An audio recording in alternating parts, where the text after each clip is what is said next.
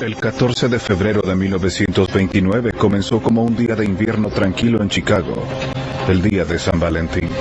Debió dedicarse al amor y la calidez. Por el contrario, fue un día de un asesinato a sangre fría. El peor golpe en la historia de la mafia de Chicago. 4 pistoleros que posiblemente trabajaban para Al Capone mataron a 7 seguidores de Bugs Moran. El peor golpe mafioso en la historia de Chicago que todavía continúa sin resolverse. El misterio de la masacre motivó por décadas a investigadores. Ahora motiva al hijo de un mafioso. Nuestra casa se parecía a una familia estadounidense perfecta, pero con armas. Conozcan a Johnny Fratto, un hombre de negocios de Beverly Hills, hijo de Lou Fratto, jefe de la mafia que trabajaba para Al Capone. Al momento de la masacre, los pistoleros de Capone hablaban de negocios en el Salón Green Mill de Chicago. Ahora Johnny, su hermano Tommy y su socio de negocios Wally hablan sobre negocios familiares. Cuando uno viaja a un país extranjero, uno menciona Chicago y responden, gángster, Al Capone. Era como Padrino se equivoca, o mejor dicho, Padrino no se equivoca. Los niños en la escuela preguntarían, ¿qué hace tu papá? ¿Es bombero? ¿Es policía? Venían a nosotros y les respondíamos, es un trabajador independiente. En 1967, la película de la masacre del día de San Valentín se estrenó en los teatros. Lou Fratto llevó a sus hijos. Mi papá habló durante toda la película. Fue algo vergonzoso porque estaba lleno, se reía y burlaba de ella y decía, esto es ridículo, ¿cómo pueden ser las personas tan estúpidas? Realmente se le salió decir, no representaron apropiadamente ninguna de estas personas. La cosa que creo que intentaba de alguna forma señalar era, ¿quién portaba el sombrero blanco aquí? ¿Quién era el tipo malo? ¿Quiénes eran los chicos malos? Esa era la pregunta en la mente de Johnny Fratto mientras veía la película de la masacre de San Valentín. 10:30 AM, 14 de febrero de 1929, calle Clark Norte, 2122, Chicago. El misterio de la masacre se creó alrededor de 4 preguntas claves. ¿Dónde estaba el jefe Bugs Moran?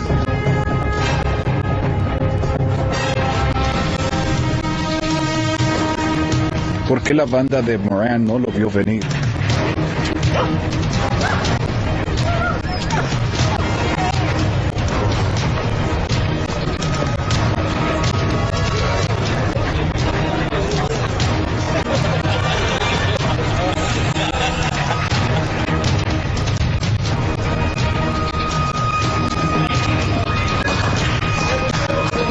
¿Eran los asesinos policías de verdad?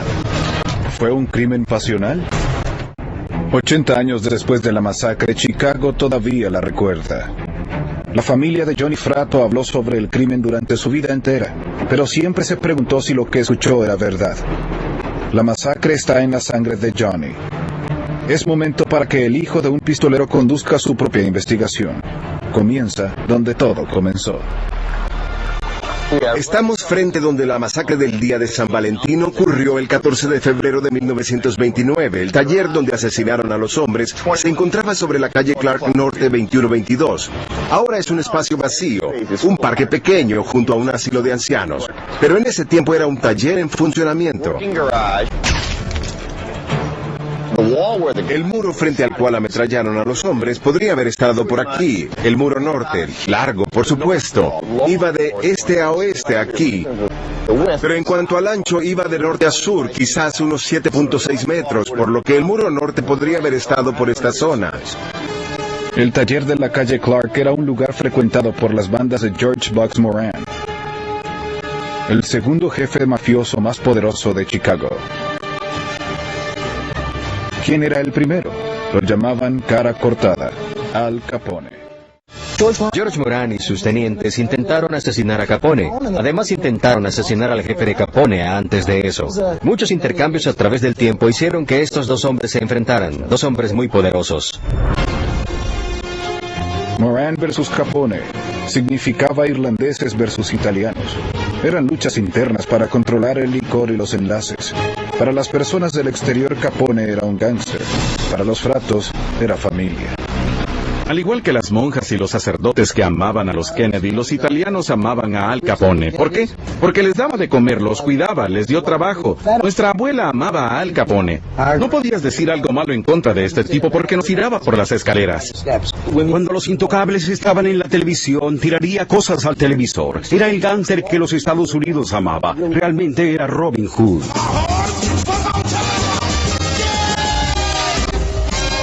El dinero que Capone robaba de los ricos para dárselo a los pobres provenía de la prohibición. La masacre de San Valentín trataba sobre controlar ese dinero. Capone hizo millones al vender bebidas ilegales. No quería darle nada de eso a Bugs Moran. Los gangsters disfrutaban de su estilo de vida.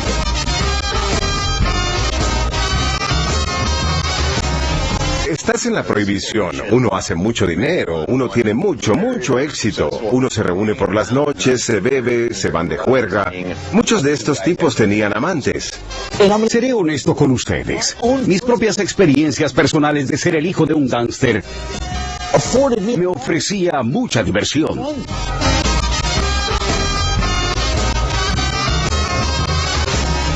Los gángsters o bandas que operaban en el distrito de Vice en Chicago tenían burdeles y operaciones de juegos, operaciones que se realizaban aquí.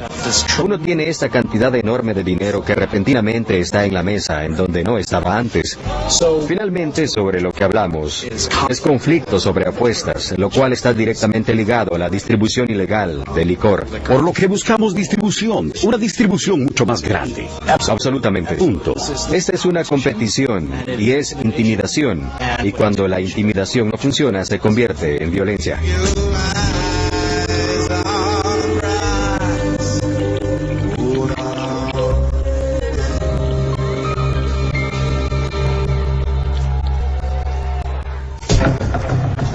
La mañana del día de San Valentín, testigos fuera del taller de la calle Clark vieron estacionarse lo que creyeron que era un auto de detectives de la policía. 2 de los 4 hombres que se bajaron estaban vestidos como policías. ¿Era una redada policial? Eso era lo que los asesinos querían que pensaran los Moran. Una vez que estos tipos se hacen pasar como policías, es decir, los pistoleros vestidos como policías entran al lugar, uno debe continuar con el embuste por un par de razones diferentes. Este embuste es una redada policial. Lo más grande es que estos tipos, ya saben, los matones están repletos de armas, están armados hasta los dientes, y primero uno debe desarmarlos. Es una redada policial, uno pone a todos frente al muro, los 2 tipos que tenían uniformes de los patrulleros con las estrellas y todo, los registran. Eso es lo brillante del plan. Correcto. Los atraeremos o calmaremos, al hacerlos pensar que estos son oficiales de policía reales, para que se alineen en contra de la pared. Y luego el tiroteo comienza.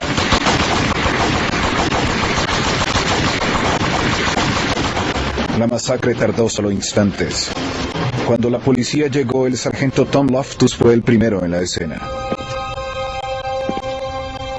Lo que ve es absolutamente matanza pura.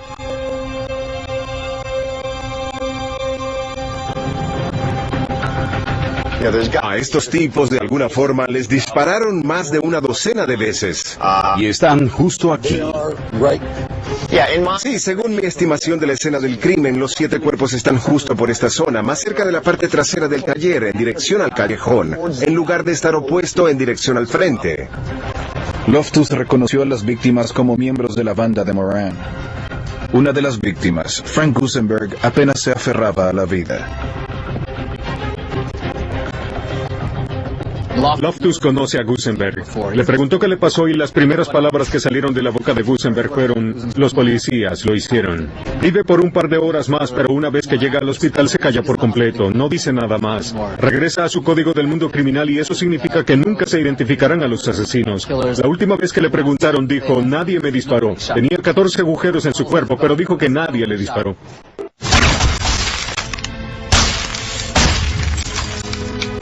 Cuando las fotografías de la escena llegan a las portadas de los periódicos, sacuden a la nación. Una cosa era escuchar sobre los asesinatos del mundo criminal. Otra cosa muy diferente era verlos.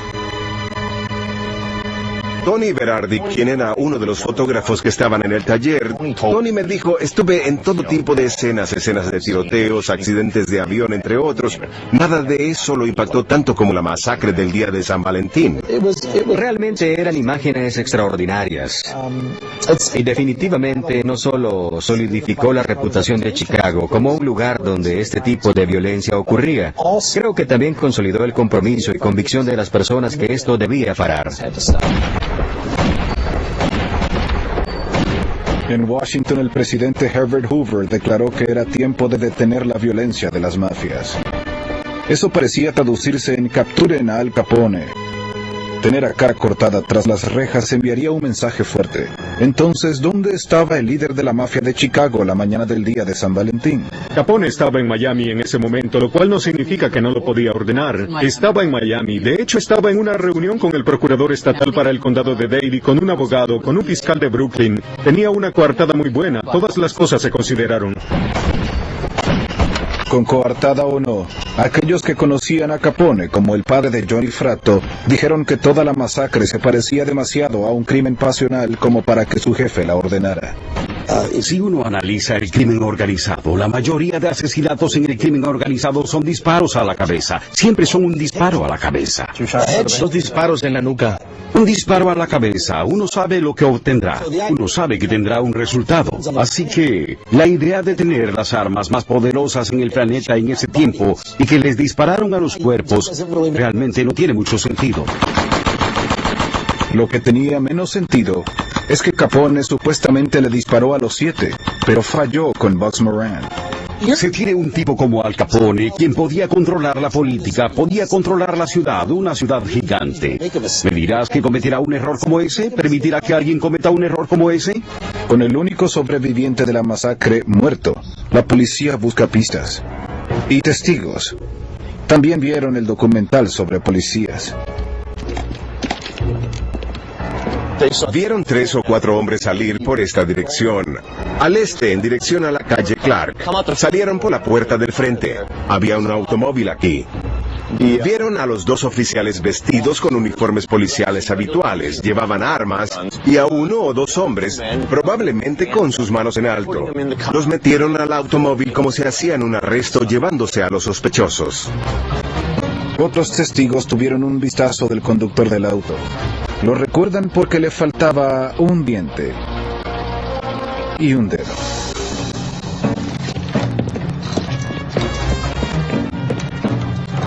Al otro lado de la calle, la policía encontró a una mujer quien rentaba apartamentos en el segundo piso.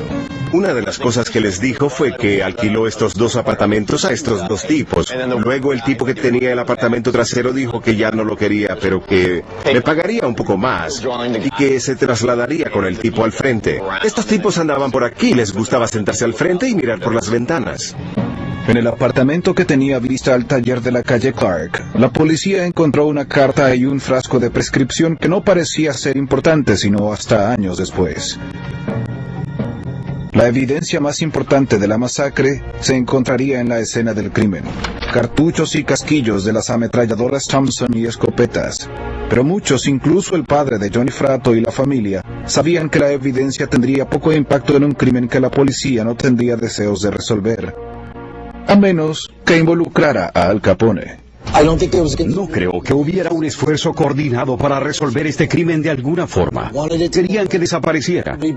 Todos creían que Al Capone lo hizo. Era lo más fácil de creer y eso es lo que todos escogieron creer. 3 elementos hicieron de la masacre de San Valentín una leyenda.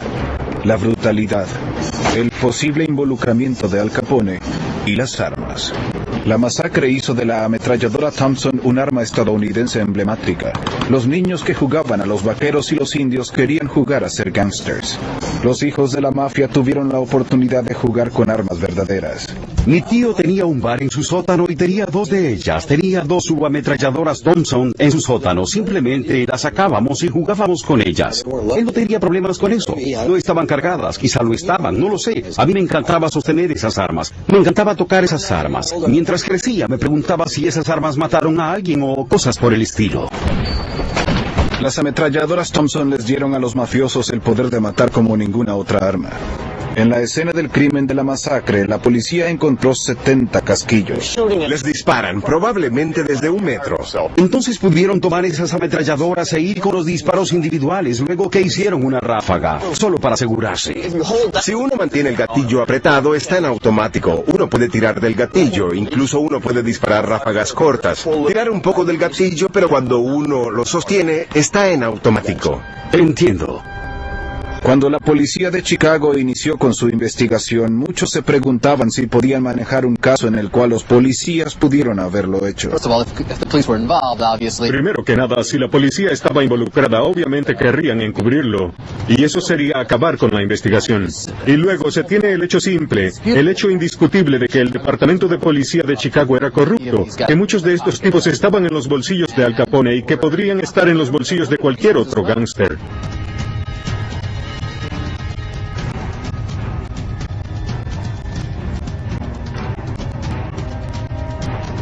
El comandante Calvin Goddard probablemente era el especialista en balística más importante en el país. Creo que estaba en Nueva York.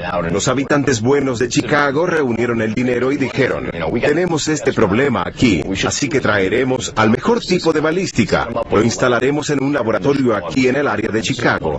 Y esta será una de las primeras cosas en las que trabaje. Calvin Goddard fue el primero en probar que el cañón de cada arma deja marcas únicas, huellas en las balas cuando se disparan. Cuando las ametralladoras Thompson se convirtieron en el foco de la investigación, examinó cada una de las que pudo encontrar. Probó todas las ametralladoras del departamento de la policía para ver si alguna de esas se usó. Encontró que no lo hicieron, de lo cual por un tiempo la policía se jactó, ya que esto probaba que ellos no cometieron el crimen. Por supuesto, esto no prueba que la policía no estaba involucrada, solo prueba que no fueron tan estúpidos como para usar ametralladoras del departamento. La presión estaba en la policía de Chicago para que hicieran un arresto por la masacre. Así que hicieron uno. Jack Ametralladora McGurn era el pistolero número 1 de Capone. Si se le quiere dar un motivo a McGurn, seguramente lo tuvo. Lo que cuestiono es que estuviera involucrado. Esto se planeó como una operación militar en la forma en que los boinas verdes o las fuerzas especiales planearían algo también con anticipación. Y la mejor forma de arruinar el trato es enviar tipos reconocidos para los del norte. Tenían vigías en el taller, enfrente y por detrás. Son individuos paranoicos y que no confían. Simplemente no permitirían que las personas entren. Y los vigías observarán. Oye, miren chicos, aquí está Jack McGurn en un uniforme de policía mientras sale del taller. Se acabó. McGurn también tenía una coartada para la mañana del día de San Valentín. Una coartada rubia. Luis Rolfe dijo que estuvo con ella en el hotel. Dijo que estuvieron allí toda la mañana, que tuvieron un buen desayuno en cama y que estaba dispuesta a testificar que nunca abandonó la habitación. No hay duda que hubiera hecho el caso si hubiera podido, pero no tenía ninguna evidencia. Dejaron libre a McGurn. A pocas semanas de la masacre se encontró asesinado a otro pistolero de Capone. Muchas personas pensaron que Moran era el responsable, que era venganza por la muerte de sus hombres. Pero las investigaciones probarían que Moran no estaba involucrado.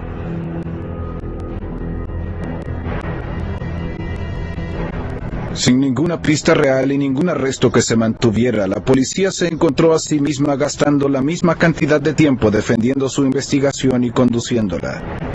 ¿Por qué no hicieron hablar a algunos de estos gángsters? Uno debe creer que hubo personas en el pueblo quienes sabían quién hizo eso. Estos gángsters operaban en un universo bastante pequeño. Estos ametralladores se conocían entre ellos. Es difícil creer que no podían tener a alguien que cambiara las cosas, pero puede ser que no querían hacerlo. No querían saber la verdad. Al buscar en la lista de los pistoleros de Capone, la policía dio con Fred Asesino Burke. Encontraron algo de trabajo policial intrigante en su historial. La policía echa un vistazo a sus cosas, incluso al procurador estatal, y una cosa reveladora fue el uso de uniformes de policía por los pistoleros como una treta. Aparentemente la banda de Fred Burke, en uno de sus robos de banco o algo previo, hicieron exactamente lo mismo. Así que eso encajaba y eso hizo que las autoridades comenzaran a investigar a Burke. Luego de meses en la búsqueda de Burke, la policía no tuvo resultados. Pero en diciembre, Burke los encontró a ellos, en St. Joe, Michigan. Luego de un accidente de tráfico de rutina, exageró únicamente como un pistolero mafioso podría. Se tenía al oficial Charles Skelly en el estribo y echa un vistazo, mira detenidamente a Fred Burke al volante y ve cómo este toma una 45 milímetros de la guantera de su auto, baja la ventana y le dispara al oficial 3 veces. El oficial muere. Burke huye de la escena y la policía registra su casa. Ahora es una oficina de bienes raíces. En ese tiempo probó ser un arsenal lleno de municiones y armas que incluían 2 ametralladoras Thompson. Inmediatamente se enviaron al experto en balística Calvin Goddard. Les hicieron pruebas de fuego. Goddard va a su microscopio, hace la comparación y comprueba en ese tiempo, balísticamente y de forma forense, que esta arma hizo 50 disparos ese día y esta arma hizo 20 disparos. Estas son las 2 ametralladoras que se usaron en la masacre del día de San Valentín el 14 de febrero de 1929. Vaya. Desde el día que se encontraron, las armas están en posesión del departamento del alguacil del condado de Berrien.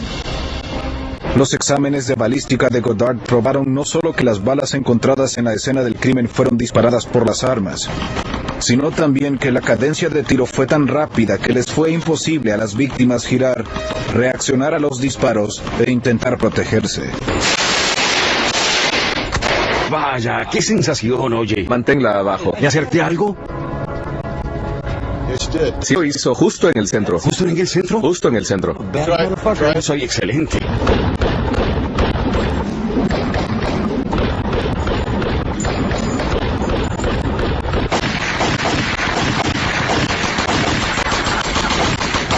Las armas podían hacer más de 800 disparos por minuto. ¡Qué sensación!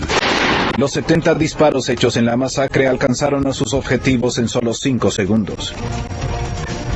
Encontrar las armas usadas en la masacre fue una gran oportunidad para la policía, pero eso no dio resultado, incluso después que encontraron y arrestaron a Burke. Nunca interrogan a Burke sobre la masacre de San Valentín. Lo encarcelaron por asesinar a un oficial de la policía. Pero nunca lo llevan a Chicago. Nunca lo interrogan. Nunca le preguntan a dónde obtuvo las armas. ¿Quién las tuvo antes que él? ¿Por qué la policía no parecía interesada en resolver el crimen?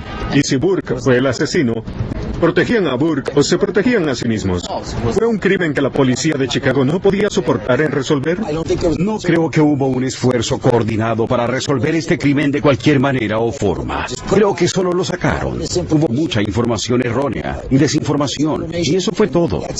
Solo lo ignoraron completamente. Un año después de la masacre de San Valentín, la investigación policial estaba en pausa. Muchos comenzaron a preguntarse si los asesinos vestidos como policías no eran policías reales. Los policías que se aparecerán en algo como esto serán los mismos policías que trabajan en ese vecindario, que trabajan en esa comisaría. Uno los reconocerá. Uno verá un rostro desconocido. Uno verá el rostro que ve cada día. Ese es el policía que está en su vecindario. Las personas que en ese entonces solían huir de la policía, ¿verdad? Había muchos de ellos, por lo que fue fácil escaparse. Fue fácil esconderse. Pero a pesar de eso, uno definitivamente girará la cabeza a menos que uno confíe en ese asesino. En noviembre de 1931, el juez de instrucción de Chicago cerró oficialmente la investigación. Dijo que 7 víctimas murieron en manos de una persona o personas desconocidas. Casualmente o no, la persona que le hubiera gustado a la policía vincular con la masacre, Al Capone, lo condenaron por evasión de impuestos y lo sentenciaron a prisión.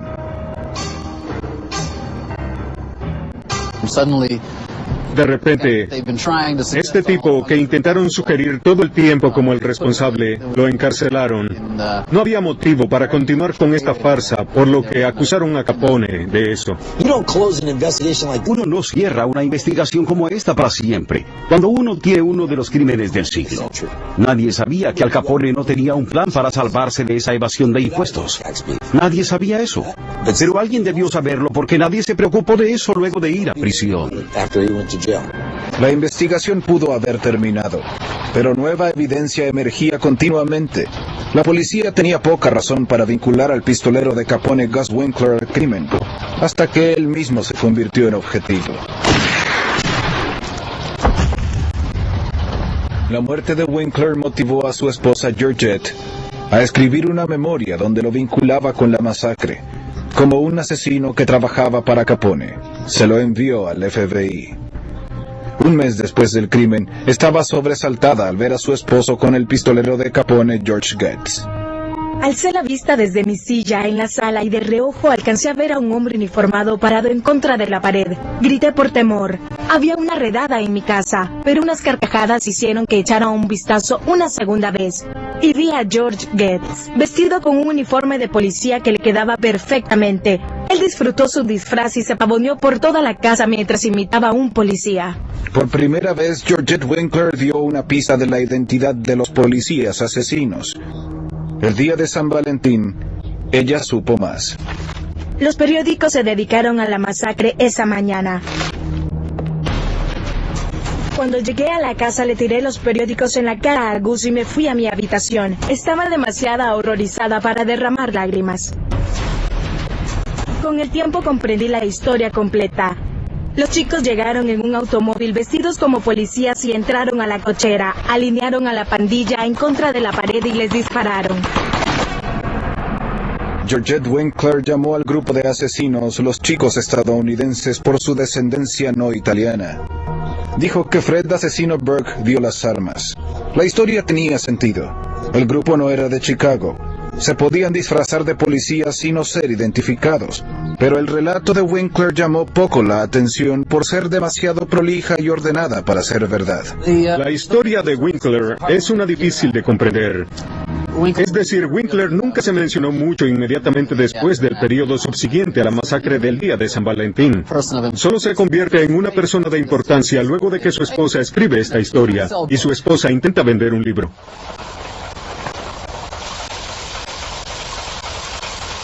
Está bien, escucha lo que te diré.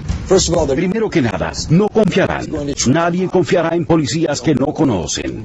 Segundo, ¿realmente crees que debían ir a Detroit para conseguir asesinos cuando podían conseguir armas caseras de Italia maldita todo el día? La conclusión de esto es que ¿cuál fue el anticipo que uno obtiene por el libro? Sobre eso se trata todo. Tuvo un poco de dinero para decir, oye, no hay nadie aquí que esté vivo que pueda contradecirme, ¿cierto? Tonterías. Eso es por el dinero que se hizo al vender el libro. Un mes después que Georgette Winkler envió sus memorias al FBI, otro personaje confirmaría mucho de su historia. Cuando la policía de Chicago siguió pistas después de la masacre, encontraron evidencia de un punto de vigilancia posible frente al taller de la calle Clark y un frasco de prescripción con el nombre de Byron Bolton, otro socio conocido de Al Capone. Los investigadores no podían encontrarlo, pero en enero de 1935 Bolton los encontró a ellos. Estaba en la prisión de St. Louis por secuestro e hizo una confesión impresionante. De acuerdo con Bolton, el plan de la masacre se tramó en una reunión en Wisconsin, encabezada por el mismo Capone. La idea era usar a los chicos estadounidenses para realizar el asesinato.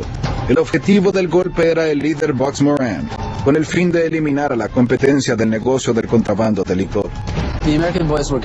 Los chicos estadounidenses eran tipos a los cuales la banda de Capone usaba. Es posible que si buscaban a algunos tipos para hacer el trabajo en el taller, se dirigían a algunos de estos chicos estadounidenses.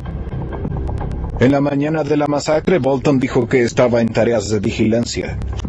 Le ordenaron llamar a los asesinos cuando George Bugs Moran y sus hombres llegaran a la cochera. Cuando vio al grupo, hizo la llamada. Solo había un problema.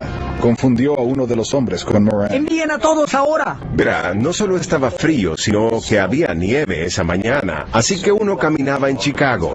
Los vientos bramaban. Uno se bajaba el sombrero y se levantaba el cuello. No es fácil decir, por supuesto, ese es George Moran. Correcto, así que alguien salió en falso. Alguien se equivocó. Creo que Capone estaba absolutamente furioso con Bolton. O puedo imaginar algo como esto después. La confesión de Bolton fue buena lectura para los periódicos.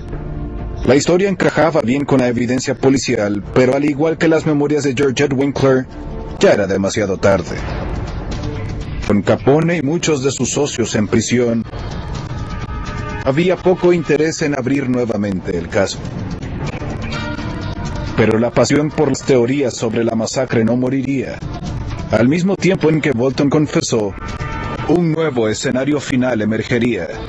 Esta vez involucraba a policías reales como asesinos motivados por la venganza. En enero de 1935, otra teoría sobre la masacre emergería. Provenía de un burócrata de Illinois llamado Frank Farrell en una carta para el FBI. Por primera vez mostró un escenario de la masacre en el cual los policías asesinos eran agentes de Chicago verdaderos, motivados por un crimen que ocurrió en el mismo vecindario que la masacre. Justo aquí es donde sucedió, ¿verdad? Aquí es, estamos sobre el terreno. Lo que no sabe mucha gente es que la calle Clark tiene otra. Hay otra parte de la calle Clark que no conocemos. Sí, un poco más al sur hay un restaurante llamado Seio. Está bien. Era un lugar de reuniones gángster difícil. Tipos en la habitación trasera, jugaban cartas, bebían. Si uno se topaba con alguien con el que tenía un problema, habría algunos disparos ahí ocasionalmente. De acuerdo con Farrell, 2 meses antes de la masacre, William Billy Davern tuvo una pelea en el restaurante CIO con miembros de la banda de Moran. Davern era un bombero e hijo de un oficial de policía de Chicago. La pelea terminó con un disparo. Davern, hijo de un policía, sufrió una herida crítica. Tiraron su cuerpo al lado del camino en la esquina de Austin y Rush. Simplemente lo dejaron allí y pensaron que estaba muerto, pero todavía no estaba muerto. Es capaz de llegar a una de esas cabinas telefónicas que se alan. El departamento de bomberos llega, rescatan al tipo y lo llevan al hospital. Por varios días, Davern se aferra a la vida. Justo antes de morir, su primo, el pistolero de Capone, Jack Tres Dedos White, llega a visitarlo. Davern le cuenta a White que miembros de la pandilla de Moran le dispararon. De acuerdo con Farrell, la masacre de San Valentín fue organizada por White.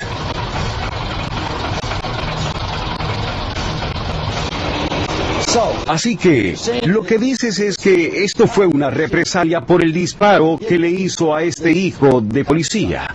Mucho se suma.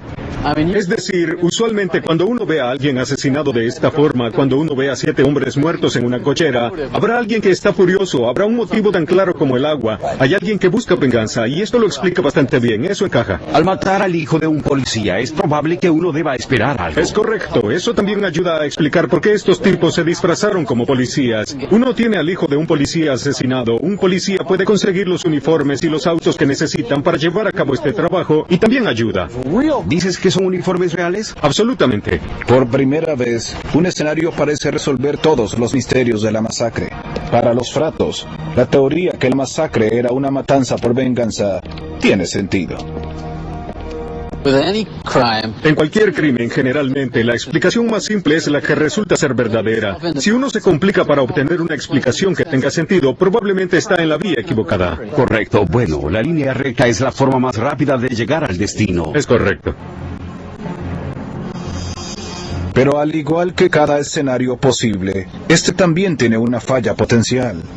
Se debatió calurosamente, pero la mañana del 14 de febrero de 1929, Jack Tres Dedos White pudo haber estado en prisión por asesinato. Es casi seguro que White estaba en prisión al momento de la masacre del día de San Valentín, pero de acuerdo con la carta de Farrell y a todo lo que sabemos sobre la prisión del condado de Cook, ese no era un gran problema. Las personas entraban y salían de la prisión porque sobornaban a los guardias.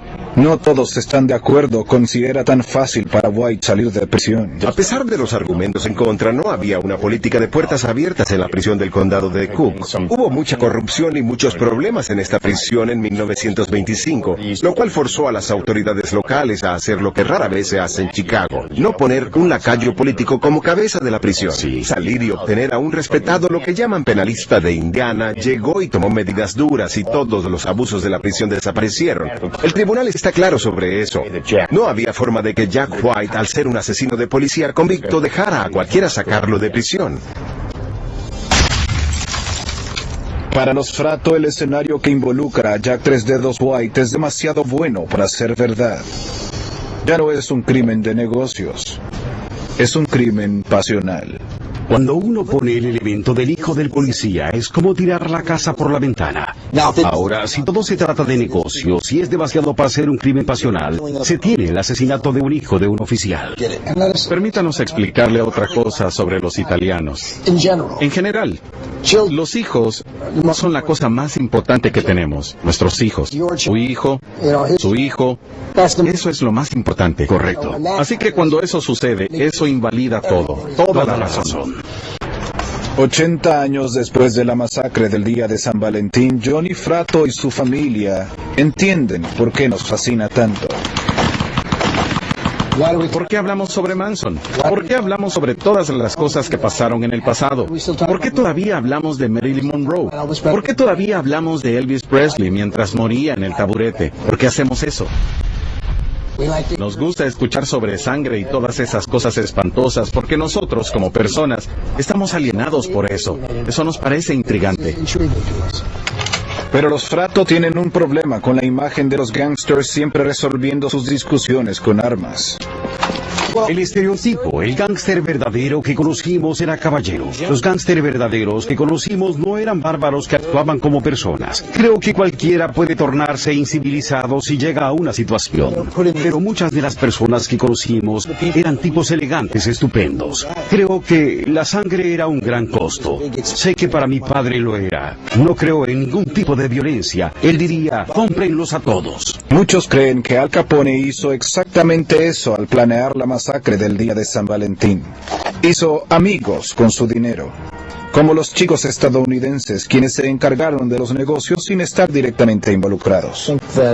Creo que es una apuesta justa y bastante segura que esta operación la ordenó, si no es que la planeó Al Capone. Todavía no sé si conocemos a todos los individuos que apretaron los gatillos, pero creo que la idea que nadie más que Al Capone perpetró este crimen es algo difícil de creer para mí.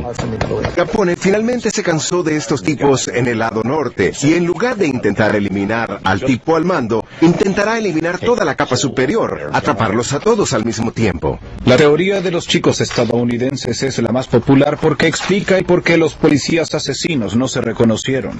Eran forasteros. Pero la teoría que los policías asesinos eran policías verdaderos en busca de venganza tiene algunos de los creyentes más firmes. Necesariamente no fue un crimen bien planeado. Era un crimen en el cual los elementos perfectos se unieron para permitir que alguien saliera impune. Se tiene una ciudad que era corrupta. Se tiene un departamento de policía que podría estar involucrado. Y se tiene el chivo expiatorio perfecto en Al Capone. Eso le permitió al hombre que llevó a cabo este crimen en el taller ese día escapar y nunca ser identificado. El escenario en donde Jack Tres Dedos White montó el crimen no necesariamente deja fuera a Al Capone. Diría que al final del día fue Al Capone que lo hizo, pero creo que la razón fue el hijo del policía. Creo que hacía algo por ellos. Los ayudó, involucró a los policías y creo que les dio el visto bueno. Es un motivo fantástico. Si uno asesina al hijo de un policía, esto es lo que pasa. Todos mueren. Todos mueren. Personas inocentes morirán si uno mata al hijo de un policía. Así que, ¿quién es el responsable por la masacre del día de San Valentín? Amo a mi padre. Mi padre nunca me mentiría, nunca, jamás. Lo que me dijo creo que es verdad, y la verdad es tan simple como dije antes. ¿Quién fue el chico malo? ¿Quién usó el sombrero blanco? ¿Quién usó el negro? En ese momento en particular, creo que en mi corazón, el chico malo, ese día, fue la policía. Opino lo mismo que Tommy, y también salió igual de mi padre. Esa es la historia que también obtuve, que realmente fue la policía y tú creciste en Chicago. Crecí en Chicago y así fue como siempre la escuchamos. Eso fue lo que siempre pensamos, que fue la historia verdadera. Hasta donde sé, creo absolutamente que fue la policía, porque creo que es la única cosa que tiene lógica. Fue tan simple como lucía. Pero sí pienso que fue el asesinato del hijo del policía. Estoy absolutamente convencido ahora. Esa fue la razón. Que fue esa la razón. Para los extraños, la muerte de un mafioso se ve con poca emoción y mucha curiosidad. Para la familia de la mafia, llorar la pérdida es muy diferente. Mi mente va directamente a que es un tipo con una familia, ya saben, hay niños y ahí es donde se dirige mi mente, pero también la realidad de la situación es que ese pudo ser mi padre tirado en el piso. El padre de Johnny y Tommy Fratto, Lou, murió de cáncer en 1967. Ese mismo año se estrenó la película de la masacre. El mismo año se le acusó de fraude y asesinato. Fue uno de esos que realmente era un tipo de familia, realmente amaba a su familia. Es tan difícil para nosotros entender lo que pasaba porque uno lee algo y otro ve otra cosa. Después vendría e intentaría explicarnos lo que realmente pasaba. Veía a mi padre y veía la angustia por la que pasaba y sé que estaba enfermo e intentaba explicar a sus hijos lo que está mal. No hice nada aquí. La persecución incesante del cumplimiento de la ley es parte de la vida de cada mafioso. Aquellos que sobrevivieron a la masacre del día de San Valentín y su investigación no tuvieron finales felices. Jack Ametralladora McGurn tuvo tiempos difíciles luego de la masacre. Su esposa, su coartada rubia, lo abandonó. En la víspera del día de San Valentín de 1936, le dispararon a muerte. ¡No! ¡Ahora! Los asesinos dejaron una nota que decía: perdiste tu trabajo, perdiste tu plata, tus joyas y casas hermosas, pero las cosas pudieron ser peor. Por lo menos no perdiste tus pantalones. Fred Asesino Burke recibió una sentencia de por vida por el asesinato del oficial de policía de Michigan. Burke murió de un ataque al corazón masivo en prisión. Al Capone batalló contra la sífilis y la demencia dentro y fuera de prisión. Sus doctores determinaron que tenía la capacidad mental de un niño. Murió de un derrame cerebral a la edad de 48 años. Bugs Moran vivió más que todos ellos, pero murió de cáncer de pulmón a la edad de 65 años. A menos de 30 años de la masacre, todos los actores y sospechosos principales estaban muertos. Eso no detuvo a nadie de intentar descifrarlo, y no detiene a cualquiera ahora. Todos aman una buena historia de gangsters, especialmente cuando uno no puede separar a los chicos buenos de los chicos malos. Pasé muchos años con la imagen de mi papá e intentaba cambiarla. Les permitía a las personas ver dentro del hombre que era un hombre verdadero, un caballero genuino. Creo que demostramos que somos hombres de negocios. Creo que demostramos que somos personas buenas, personas morales. Y creo que así es como queremos que las personas nos vean.